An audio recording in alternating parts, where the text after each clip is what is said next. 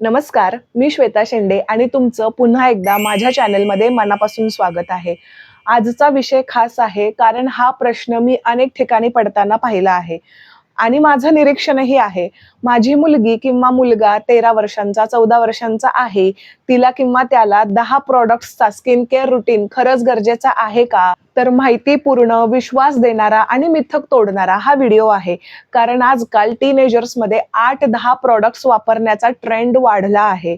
Instagram आणि YouTubeवर teenagers serum, toner, essence, sleeping mask, eye cream वापरत आहेत.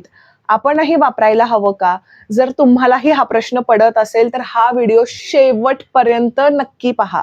कारण आज आपण समजून घेणार आहोत की टीनेजर्सना खरंच किती स्किन केअरची गरज असते, कोणते प्रॉडक्ट्स आवश्यक आहेत आणि कोणती फक्त ट्रेंडमुळे वापरले जातात.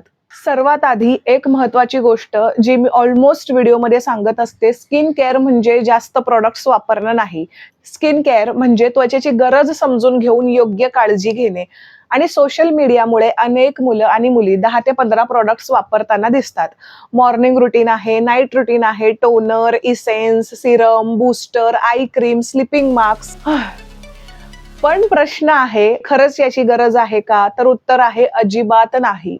टीनेजर्सची स्किन वेगळी असते. 13 ते 19 वयोगटात शरीरामध्ये हार्मोनल चेंजेस सुरू असतात. ऑफकोर्स यामुळे ऑइल प्रोडक्शन वाढते, पिंपल्स येऊ शकतात, ब्लॅकहेड्स येऊ शकतात. स्किन कधी ऑइली तर कधी कॉम्बिनेशन होते. पण याचा अर्थ असा नाही की स्किन खराब झाली आहे. हा शरीराच्या नैसर्गिक वाढीचा भाग आहे. म्हणून प्रत्येक छोट्या समस्यासाठी नवीन प्रॉडक्ट घेणं आवश्यक नसतं. सोशल मीडियाने निर्माण केलेला प्रेशर. आजकाल एखादा टीनेजर स्किन केअर व्हिडिओ पाहतो, तिथे 12 प्रॉडक्ट्स दिसतात. मग वाटतं माझ्याकडे फक्त फेस वॉश आणि सनस्क्रीन आहे. माझी स्किन केअर कंप्लीट नाही. पण वास्तव वेगळं आहे. कंटेंट बनवण्यासाठी अनेक वेळा रुटीन मोठं दाखवलं जातं. त्याचा अर्थ प्रत्येकाला तेवढेच प्रॉडक्ट्स लागतात असं अजिबात नाही. स्किन केअर जितकी सिंपल तितकी चांगली असते. जास्त प्रॉडक्ट वापरल्याने काय होऊ शकतं तेही सांगते. ही गोष्ट खूप कमी लोक सांगतात. खूप प्रॉडक्ट्स वापरल्याने स्किन इम्प्रूव्ह होईलच असं नाही. उलट skin irritation, redness, burning, allergic reactions, dryness, barrier damage यासारख्या समस्या निर्माण होऊ शकतात.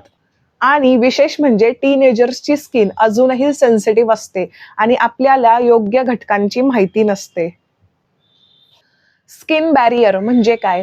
आपल्या त्वचेवर एक नैसर्गिक प्रोटेक्टिव्ह लेयर असतो. यालाच स्किन बॅरियर म्हणतात. ही लेयर स्किनला सुरक्षित ठेवते.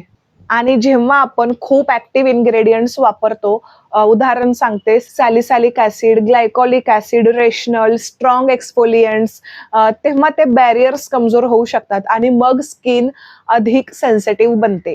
मग टीनेजर्ससाठी बेसिक रुटीन काय असावा? खरं सांगायचं तर बहुतेक टीनेजरसाठी फक्त 3 गोष्टी पुरेशा असतात. पहिला, जेंटल फेस वॉश. दिवसातून 2 वेळा, सकाळी आणि रात्री. यामुळे ऑइल, डर्ट आणि स्वेट साफ होतं. पण वारंवार फेस वॉश करणं टाळा. जास्त धुतल्याने स्किन ड्राय होऊ शकते. दुसरा महत्त्वाचा घटक मॉइश्चरायझर. अनेक टीनेजर्स म्हणताना दिसतात, माझी स्किन ऑइली आहे, मला मॉइश्चरायझरची गरज नाही. तर हे चुकीचं आहे. ऑइली स्किनला देखील हायड्रेशन लागते. योग्य मॉइश्चरायझर स्किन बॅलन्स ठेवण्यास मदत करतो. तिसरा महत्त्वाचा प्रॉडक्ट सनस्क्रीन. हा सर्वात महत्त्वाचा प्रॉडक्ट आहे. सनस्क्रीन सन डॅमेज कमी करतो, टॅनिंग कमी करतो, पिगमेंटेशन पासून सुरक्षा देतो, फ्युचर स्किन डॅमेज कमी होतो आणि म्हणूनच सनस्क्रीन हा अतिशय अतिशय महत्त्वाचा घटक भाग आहे. अजिबात सनस्क्रीनला स्किप करू नका.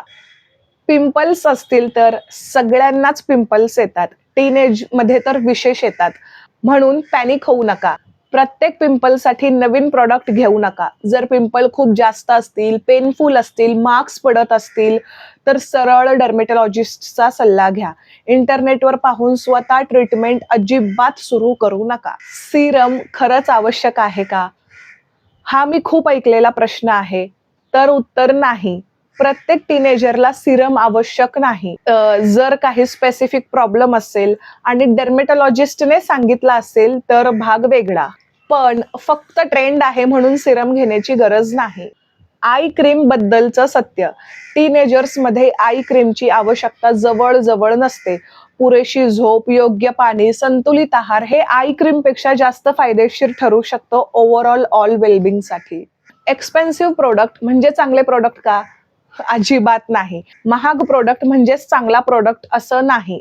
स्किनला ब्रँड नेम समजत नाही. स्किनला इन्ग्रेडियंट्स आणि सुटेबिलिटी महत्वाची असते. म्हणून पुन्हा पुन्हा सांगते, फक्त जाहिराती पाहून खरेदी करू नका. हेल्दी स्किनसाठी फक्त प्रॉडक्ट्स पुरेसे नाहीत, ही गोष्ट नेहमीसाठी लक्षात ठेवा.